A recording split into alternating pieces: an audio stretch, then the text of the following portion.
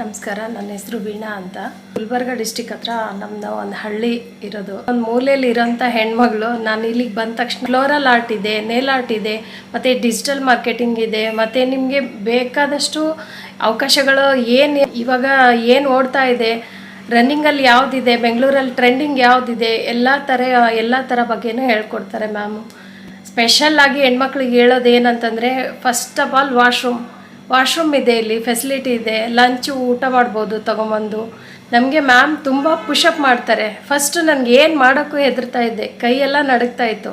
ವೀಣಾ ನೀನು ಮಾಡ್ತೀಯಾ, ನೀನು ಇದನ್ನು ಮಾಡ್ತೀಯಾ? ಫಸ್ಟ್ ನನ್ನಲ್ಲಿ ಏನಿದೆ ಅಂತ ನನಗೆ ಗೊತ್ತಿಲ್ಲದೆ ಅವರೇ ಕಂಡುಕೊಂಡು ನನಗೆ ನೀನು ಇದನ್ನು ಮಾಡ್ತೀಯಾ, ಖಂಡಿತವಾಗ್ಲೂ ನೀನು ಮುಂದೆ ಹೋಗು ಅಂತ ಹೇಳ್ಕೊಟ್ರು ಮ್ಯಾಮು. ಅದನ್ನು ಅವರು ಕಂಡುಕೊಂಡಿದ್ದಾರೆ. ನಾನು ಅವ್ರ ಹೆಸರು ಉಳಿಸ್ಬೇಕು. ನಾನು ಕೆಲಸ ಮಾಡಿದ್ರೆ ಅವ್ರ ಹೆಸರು ಉಳಿಯುತ್ತೆ. ಇಲ್ಲಿ ಇನ್ನು ಬನ್ನಿ, ನೀವೆಲ್ಲ ಬಂದು ನೋಡಿದ್ರೆ ಗೊತ್ತಾಗುತ್ತೆ. ಎಕ್ಸ್ಪೀರಿಯನ್ಸ್ ನೀವು ಮಾಡಬೇಕು. ನಾವು ಕರೆದಂಗೆ ಎಲ್ಲರೂ